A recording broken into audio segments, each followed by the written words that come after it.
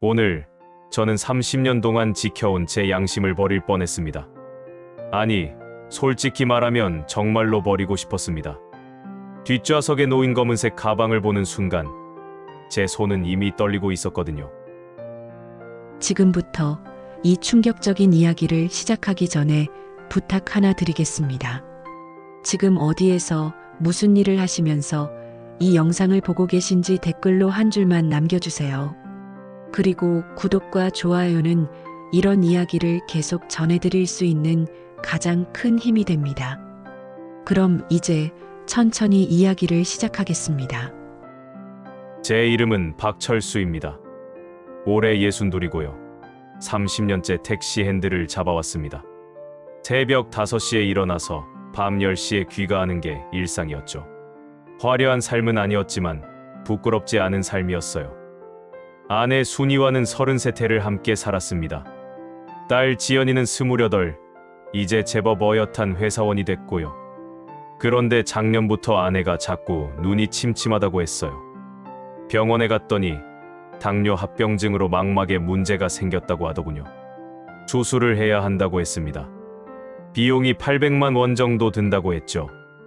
건강보험 적용되고 나서도 300만 원은 나온다고 했습니다. 한 달 벌어서 200만 원 정도 남는데요. 집세 내고 공과금 내고 밥 먹고 나면 손에 쥐는 게 없었습니다. 그렇게 고민하던 어느 날이었습니다. 퇴직을 딱 일주일 앞둔 밤이었죠.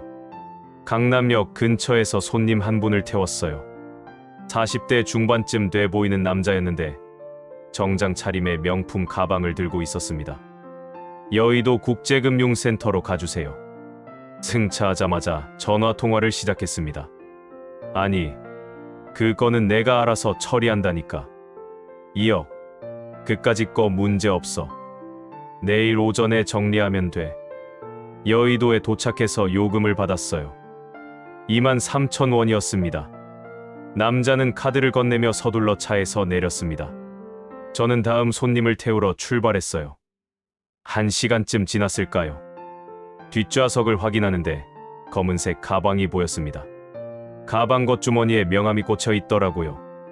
강민재, 태영산업 상무이사. 전화번호도 적혀 있었습니다. 그런데 가방이 묘하게 무거웠어요. 주변에 아무도 없었어요.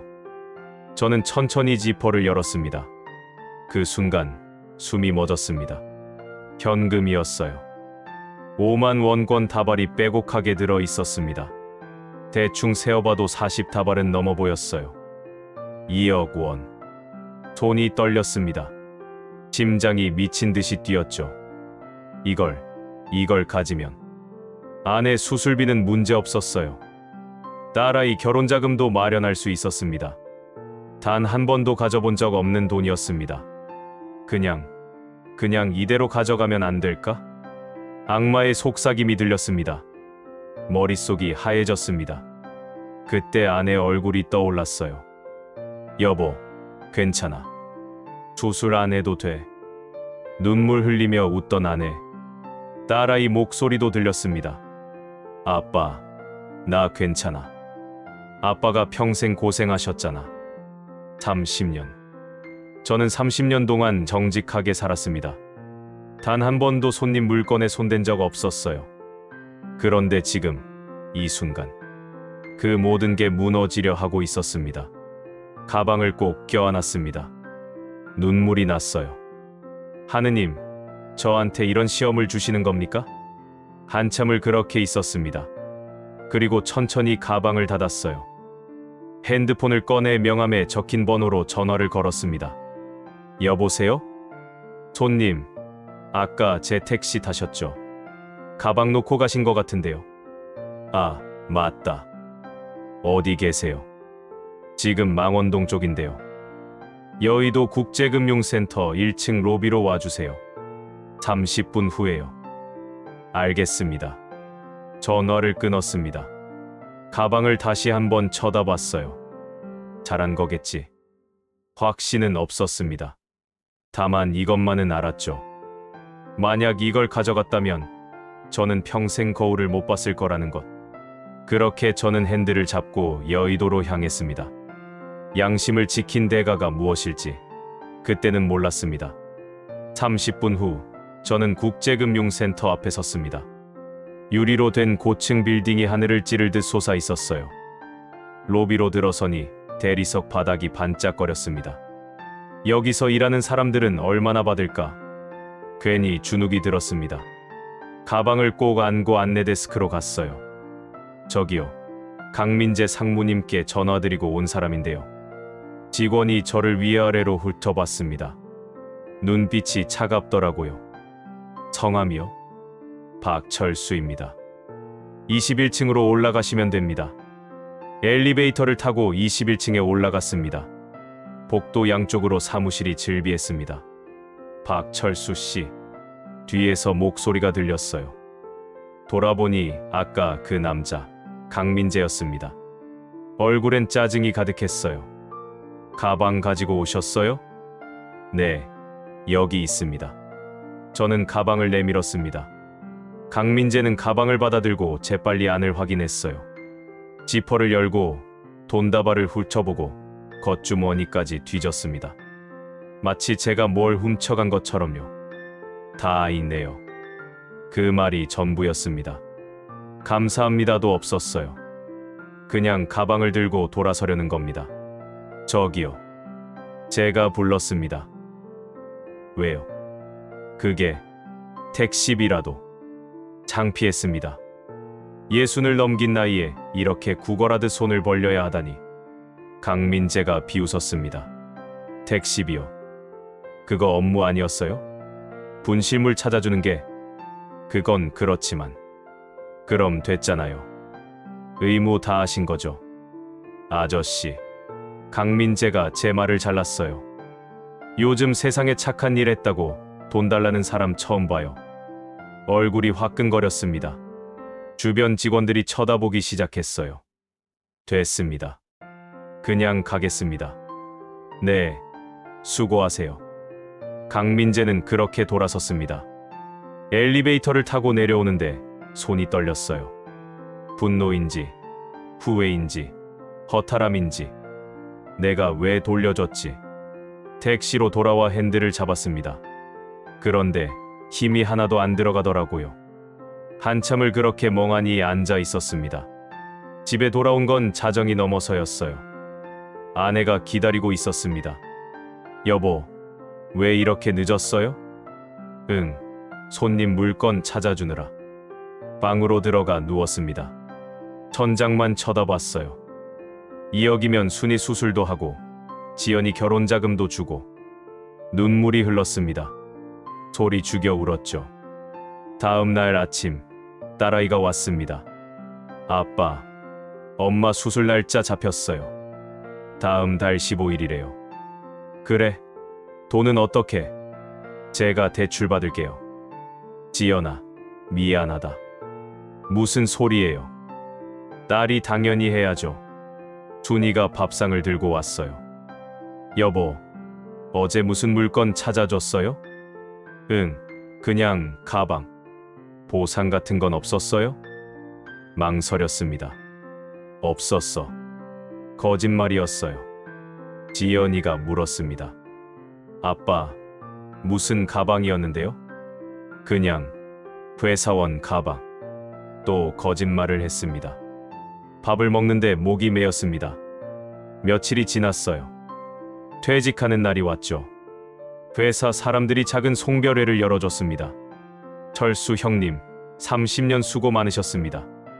퇴직금은 4천만 원 정도 나왔습니다. 30년 일한 값치고는 적었죠. 그 돈으로 당장 순위 수술비를 내야 했어요.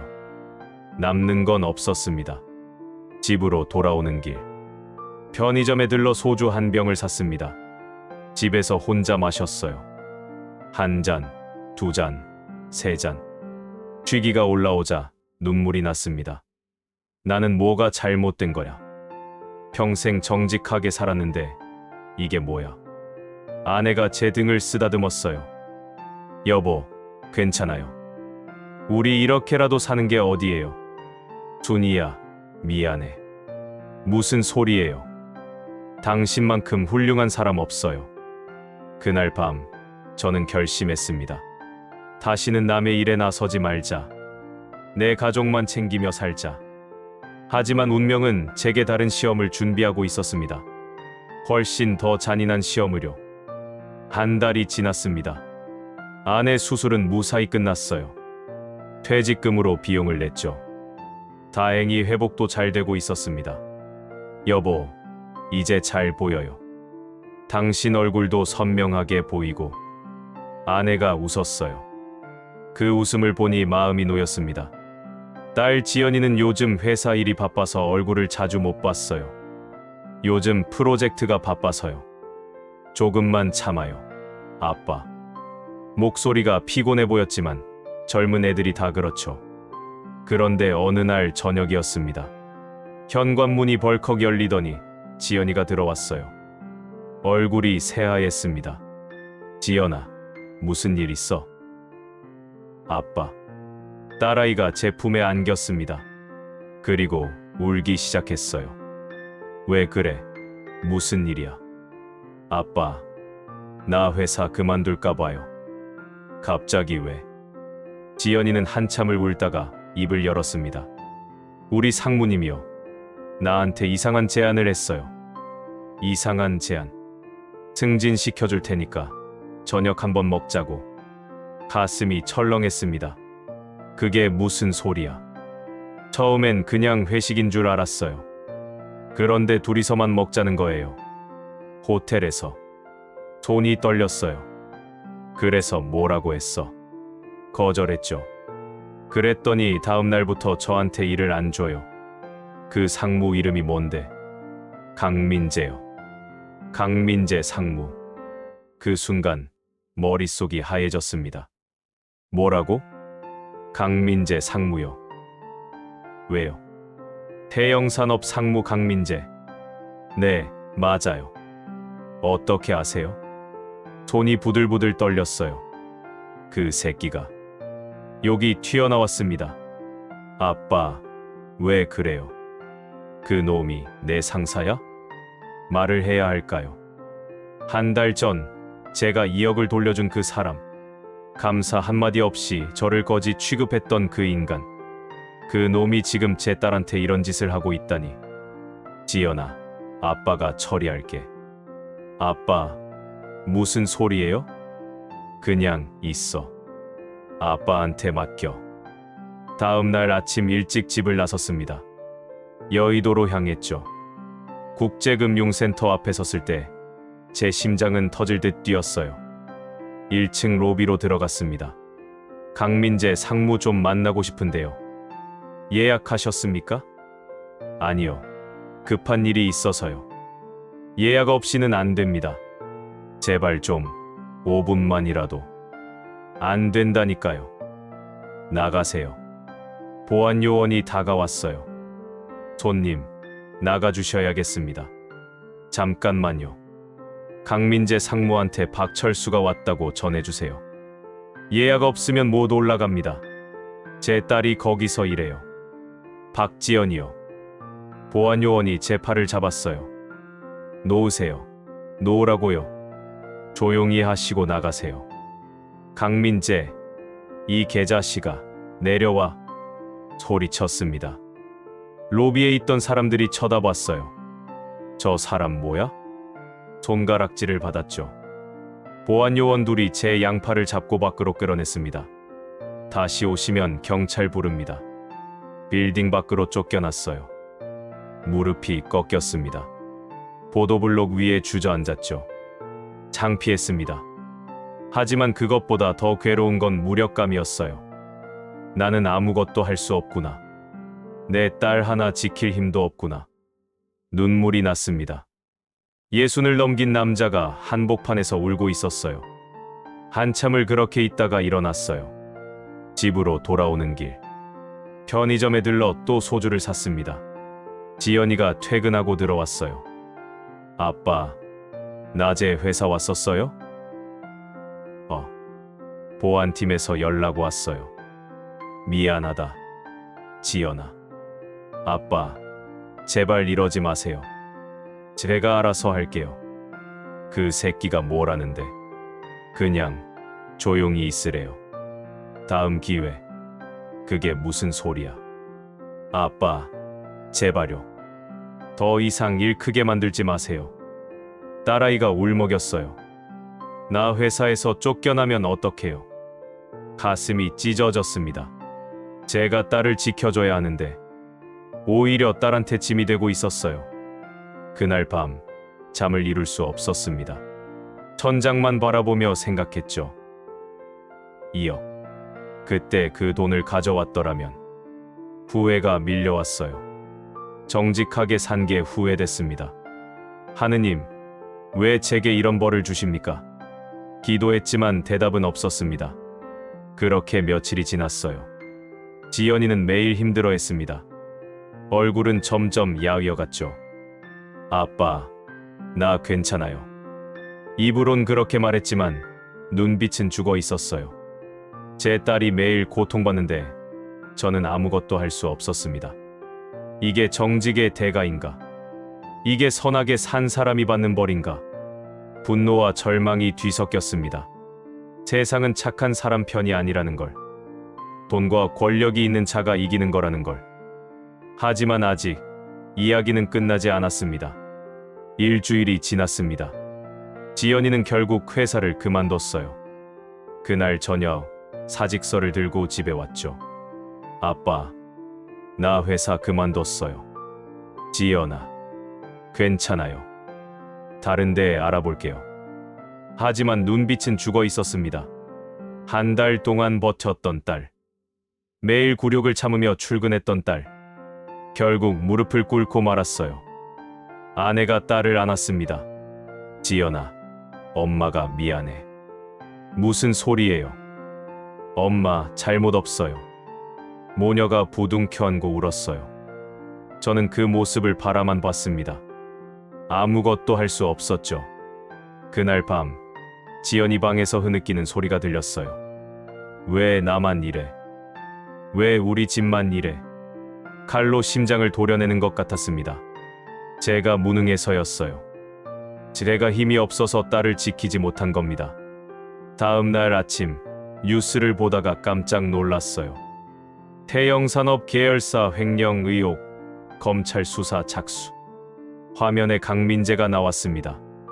기자들에게 둘러싸여 고개를 숙이고 있었어요. 강민재 상무는 회사 자금 수십억 원을 횡령한 혐의를 받고 있습니다. 심장이 뛰었어요. 여보, 이거 봐요. 아내를 불렀습니다. 왜요? 이 사람, 지연이 상사예요.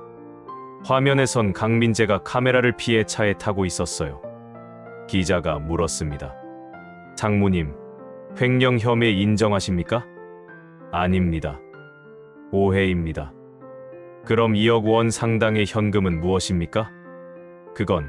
그건 회사 업무상 필요한. 말끝을 흐렸어요. 저는 그 순간 깨달았습니다.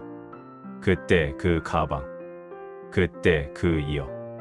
회사 돈이었구나. 횡령한 돈을 택시에 놓고 간 겁니다. 분노가 치밀었어요. 이 새끼가. 뉴스는 계속됐습니다.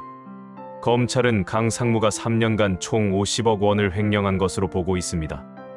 50억. 그 돈으로 얼마나 많은 사람을 짓밟았을까요? 며칠 후 지연이가 말했습니다. 아빠, 회사 사람들이 연락 왔어요. 무슨 연락? 강민재 상무일로 검찰에서 조사한대요. 저도 진술하러 가야 할 것 같아요. 무슨 진술? 직장 내 성희롱 피해 진술이요. 가슴이 뛰었습니다. 지연아, 가서 다 말해. 응, 그럴게요. 며칠 뒤 지연이는 검찰청에 갔어요. 저도 따라갔죠. 대기실에서 기다리는데 다른 여직원들도 보였습니다. 모두 지연이처럼 젊은 여자들이었어요. 1시간쯤 지났을까요? 지연이가 나왔습니다. 눈이 빨갛게 충혈돼 있었어요. 지연아, 괜찮아? 응, 다 얘기했어. 뭐라고 했는데? 호텔로 가자고 했다고. 거절하니까 일을 안 주고 승진해서 제외시켰다고. 검사가 뭐래? 증거 있냐고 물어봤어요. 문자 기록이랑 녹음 파일 보여줬죠. 잘했다.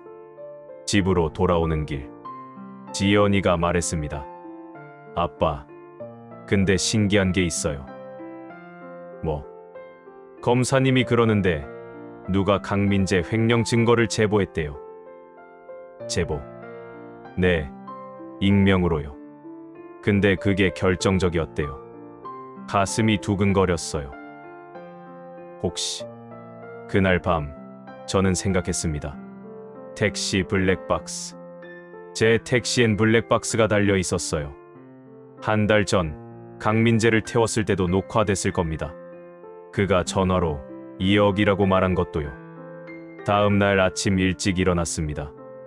예전 택시 회사로 전화했어요. 사장님, 저 박철수입니다. 철수 형님. 왜요? 혹시 제 블랙박스 영상 아직 있습니까? 한 달 전 거요. 글쎄요. 한번 봐야 할 텐데. 왜요?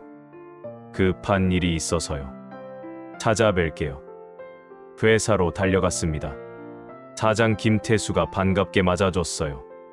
형님, 영상 찾긴 했는데 무슨 일이에요? 태수야, 이거 검찰에 제출하면 안 될까? 검찰요? 사정을 설명했습니다. 강민재 얘기, 2억 얘기, 딸 얘기까지. 김태수가 고개를 끄덕였어요. 형님, 당연히 제출해야죠. 이런 나쁜 놈은 감옥 가야 해요. 고맙다, 태수야. 사흘 후 검찰에서 연락이 왔습니다. 출석하라고 했어요. 검찰청에 갔습니다. 최동욱 검사가 앉아 있었어요. 박철수 씨 맞으시죠? 네, 맞습니다. 택시 블랙박스 영상 제공해 주셔서 감사합니다. 도움이 됐습니까? 아주 결정적입니다. 강민재가 횡령한 돈을 운반하는 장면이 담겨 있었어요. 그럼, 네, 구속될 겁니다. 가슴이 뛰었어요. 그리고 한 가지 더 말씀드릴게요. 네, 제보 포상금이 나옵니다. 포상금요. 횡령 사건 제보자에게 주는 거예요. 대략 8천만 원 정도 될 겁니다. 머리가 하얘졌습니다. 8천만 원이요? 네, 정확한 금액은 나중에 통보 드릴게요. 검찰청을 나왔습니다. 다리가 후들거렸어요. 벤치에 앉았습니다. 눈물이 났죠. 정의는 늦어도 온다. 하느님은 보고 계셨구나. 한참을 울었습니다. 일주일 후 뉴스에 대서특필됐습니다. 태영산업 강민재 상무 횡령 혐의로 구속. 총 횡령액 53억 원. 추가 비리 정황 포착. 화면엔 수갑찬 강민재가 나왔어요. 고개를 푹 숙인 채 호송차에 오르고 있었죠. 기자가 물었습니다. 강민재 씨, 피해자들에게 할 말씀 없으십니까? 대답 없었어요. 직장 내 성희롱 의혹도 사실입니까? 강민재가 고개를 들었습니다. 얼굴은 초췌했죠. 한 달 전 저를 거지 취급하던 그 오만함은 온데간데 없었어요. 죄송합니다. 그 말이 전부였습니다. 호송차 문이 닫혔어요. 차가 출발하는 걸 보며 눈물이 났습니다. 여보, 봤어요? 아내가 제 손을 잡았어요. 응, 봤어. 정의가 이긴 거예요. 지연이도 웃고 있었습니다. 한 달 만에 보는 진짜 웃음이었죠. 아빠, 우리가 이긴 거예요. 그래, 우리가 이겼다. 딸을 꼭 안았습니다. 며칠 후 검찰청에서 정식 통보가 왔어요. 제보 포상금 8천만 원. 계좌로 입금됐습니다. 통장을 확인하는 순간 눈물이 쏟아졌어요. 8천만 원. 평생 한 번도 본 적 없는 금액이었습니다. 여보, 이거 나도 봤어요. 믿기지 않네요. 순이야, 우리 이제 좀 살 수 있겠다. 아내가 울면서 웃었어요. 지연이한테도 보여줬습니다. 아빠, 진짜예요? 그래, 진짜야.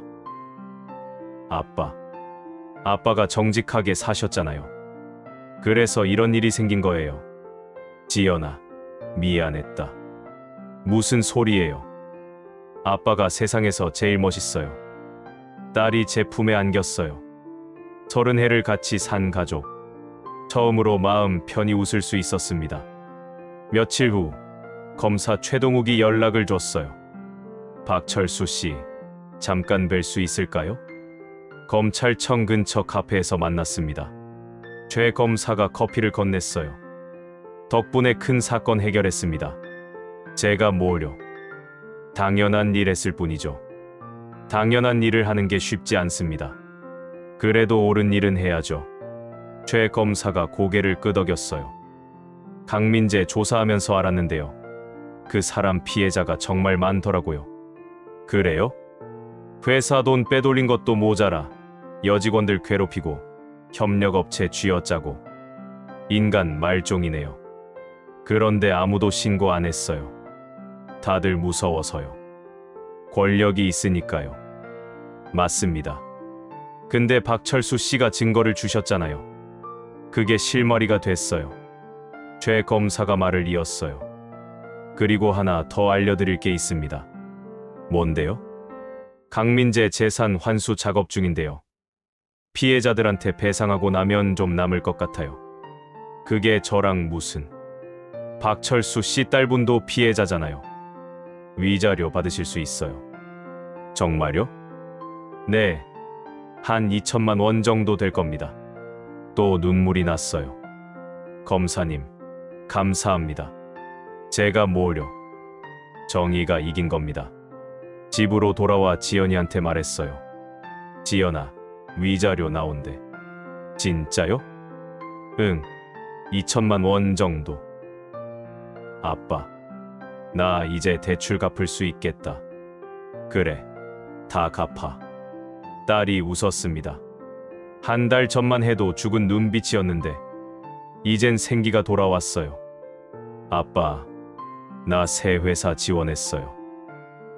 어디? 외국계 회사요. 조건도 좋고 합격할 거야. 어떻게 알아요? 우리 딸 실력 있잖아. 지연이가 또 울었어요. 하지만 이번엔 기쁜 눈물이었습니다. 그날 밤 온 가족이 모였어요. 평생 처음으로 외식을 했습니다. 비싼 식당은 아니었지만 마음만은 호화로웠죠. 여보, 건배할까요? 아내가 물잔을 들었어요. 우리 가족 건강하고 행복하게 사는 거요. 좋지. 잔을 부딪혔습니다. 건배. 지연이도 웃으며 함께 했어요. 아빠, 엄마, 사랑해요. 우리도 사랑한다. 지연아. 밥을 먹으며 이야기를 나눴어요. 웃음이 끊이질 않았습니다. 한 달 전만 해도 지옥 같았는데 지금은 천국 같았죠. 여보, 앞으로 뭐 하실 거예요? 글쎄, 이제 쉬어야지. 카페 어때요? 카페. 작은 카페 하나 차려요. 여유롭게. 좋은 생각이네. 지연이도 거들었어요. 저도 도와줄게요. 아빠. 주말마다. 그래.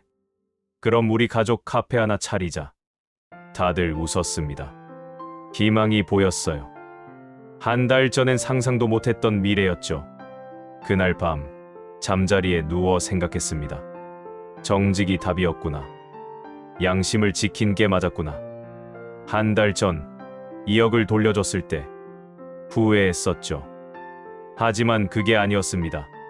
그때 그 선택이 오늘을 만든 거예요.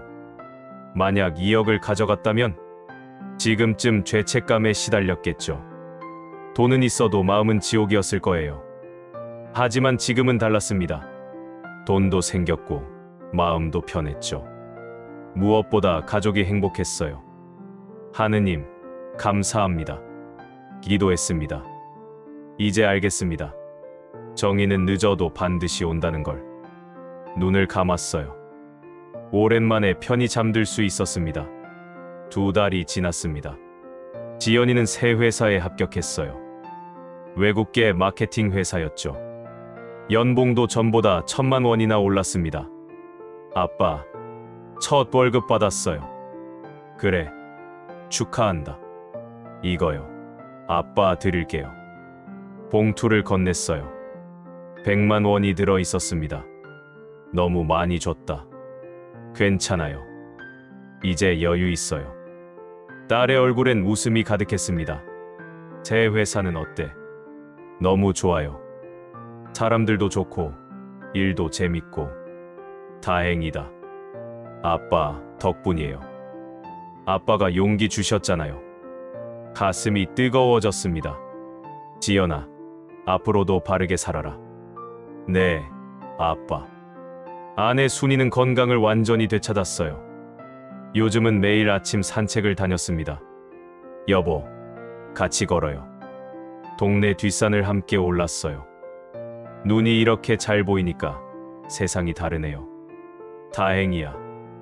여보, 고마워요. 무슨 소리야. 우리 같이 고생한 거지. 앞으론 행복하게 살아요. 손을 꼭 잡았습니다. 33 해를 함께한 손. 주름투성이었지만 따뜻했어요. 저는 포상금으로 작은 카페를 차렸습니다. 동네 한쪽 골목에 있는 10평짜리 가게였어요. 정직 카페라는 이름을 붙였죠. 여보, 이름 좀 촌스러운 거 아니에요? 아니야. 딱 좋아. 인테리어는 단순하게 했습니다. 나무 테이블 5개, 의자 15개. 벽엔 오래된 택시 사진을 걸었어요. 30년 함께한 제 택시였죠. 오픈 첫날 손님이 별로 없었습니다. 하지만 괜찮았어요. 어서 오세요.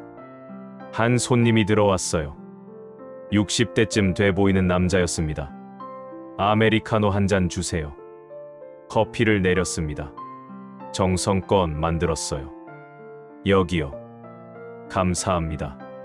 손님이 한 모금 마시더니 말했어요. 맛있네요. 고맙습니다. 사장님, 택시 아셨어요? 벽에 걸린 사진을 보고 물었죠. 네, 30년 했습니다. 저도 했었어요. 20년. 그러세요? 반갑습니다. 손님과 이야기를 나눴어요. 같은 길을 걸어온 사람끼리 통하는 게 있었죠. 사장님, 또 올게요. 네, 감사합니다. 손님이 나갔습니다. 조용했지만 평화로웠습니다. 30년 동안 핸들 잡고 정신없이 달렸는데 이제야 쉴 수 있었죠. 창밖을 바라봤어요. 해가 지고 있었습니다. 노을이 아름다웠죠. 이제 됐다.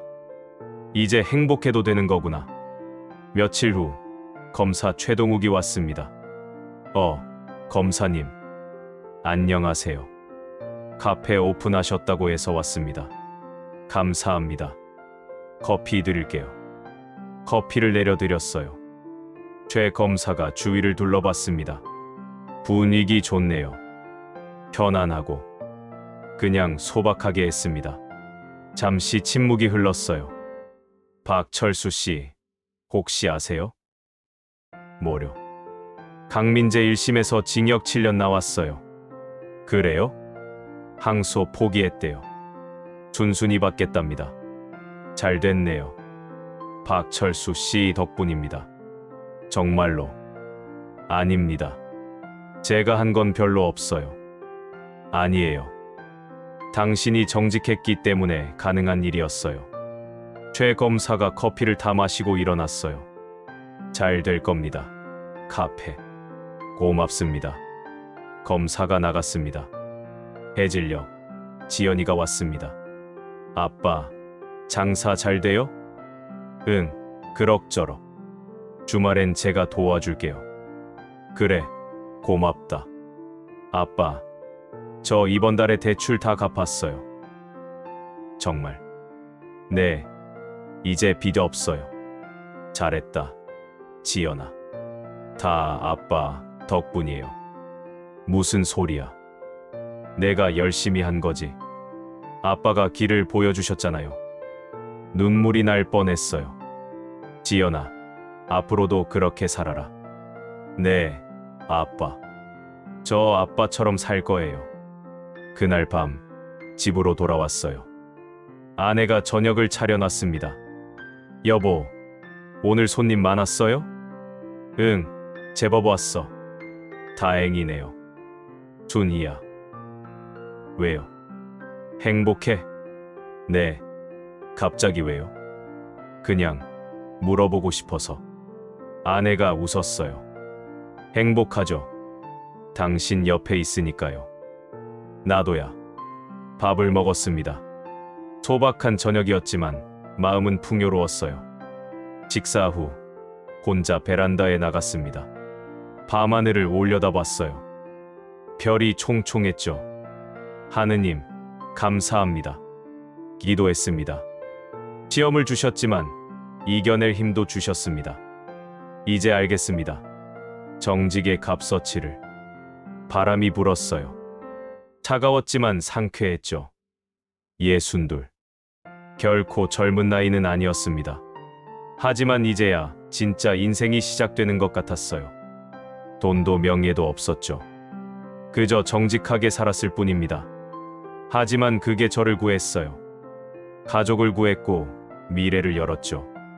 정의는 늦어도 반드시 온다. 그 말이 진짜였습니다. 눈을 감았어요. 평온했습니다. 30년 택시를 몰며 배운 것. 결국 옳은 길로 가야 한다는 것. 그게 비록 멀고 험해도 끝엔 행복이 있다는 것. 저는 그 길을 선택했습니다. 그리고 행복을 찾았죠. 여기까지 들어주셔서 정말 감사합니다. 이 스토리를 듣고 조금이라도 용기를 얻으신 분이 계시다면 기쁘겠습니다. 구독과 좋아요는 사랑의 또 다른 표현입니다. 그럼 다음 이야기에서 다시 뵙겠습니다. 좋은 하루 보내세요.